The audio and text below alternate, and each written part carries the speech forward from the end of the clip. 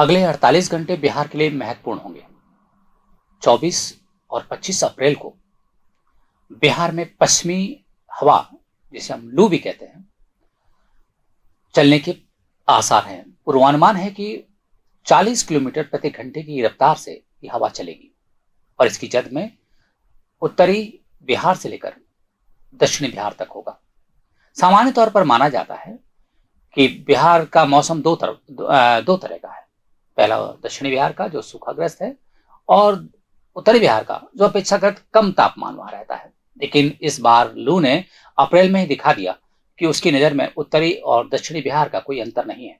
उसे चलना है और अपनी ताकत के साथ चलना है। यही वजह है कि अगले 48 घंटे में आईएमडी ने पूर्वानुमान जारी किया है कि पूरा बिहार तपेगा और इस दौरान आसमान बिल्कुल साफ रहेगा। आसमान से ऐसा लगेगा जैसे मैंने आग बरस रही हो। इस तपिश में केवल मनुष्य ही प्रभावित नहीं होंगे, आम आदमी ही प्रभावित नहीं होगा। सबसे ज्यादा प्रभावित वे पशु भी होंगे, वे पक्षी भी होंगे जो सबसे ज्यादा प्रभावित होंगे। यह देखते हुए कि अधिकांश छोटी छोटी नदियों में और तालाब सूख चुके हैं। अधिकांश छोटी छोटी नदियां और तालाब सूख चुके हैं। इसलिए हमारी ये भी जिम्मेदारी बनती है कि न केवल खुद को सुरक्षित रखें बल्कि अपने पशु पक्षियों को भी सुरक्षित रखने का प्रयास करें। आईएमडी ने पूर्वानुमान जारी किया है कि अगले 48 घंटे यानी कि बुधवार और गुरुवार को बिहार में तपिश कुछ इस तरह महसूस होगी कि आप 11 बजे से लेकर दोपहर अपराह्न 3 बजे तक घर से निकलेंगे तो परेशान हो सकते हैं। आईएमडी ने लोगों को परामर्श दिया है कि सामान्य तौर पर घर से ना निकले तो पूरी एहतियात के साथ निकले। कम से कम उनका सिर ढका होना चाहिए और शरीर में पानी की कमी नहीं होना चाहिए। इस मौसमी बदलाव के पीछे, जैसा कि पहले भी बताया जा चुका है, कि साइक्लोनिक सर्कुलेशंस बिहार में कुछ ज्यादा एक्टिव हैं, जिनकी वजह से कम दबाव का क्षेत्र बिहार में बना हुआ है। कम दबाव का क्षेत्र बनने से पछुआ हवा, स्ट्रांग पछुआ हवा पूरे बिहार को कवर किए जा रहे हैं। आने वाले समय में ये दौर जारी रह सकता है, लेकिन फिलहाल बुधवार और गुरुवार को बिहार के लिए चुनौतीपूर्ण दिन होगा। इससे पहले हम बात करते हैं मंगलवार को। मौसम ने अपना रुख दिखा दिया। लू ने बताया कि उसके आगे का क्या रास्ता होगा। मंगलवार के दिन पूरे बिहार में 30 जिले ऐसे थे जिनका तापमान 40 डिग्री से अधिक था। अधिकतम तापमान पूरे प्रदेश का 42.5 डिग्री सेल्सियस तापमान शेखपुरा का रहा, जो दक्षिणी बिहार का इलाका है। आपको ताज्जुब होगा कि मंगलवार के दिन नवादा, दक्षिण बिहार से लेकर पूरब में मधुबनी तक 40 डिग्री टेम्परेचर, और पूरब जो अपेक्षाकृत नमी युक्त है, जहां पर कम तापमान रहता है, वहां से भी 40, और पश्चिमी चंपारण और सिवान तक भी 40 से ऊपर तापमान रहा।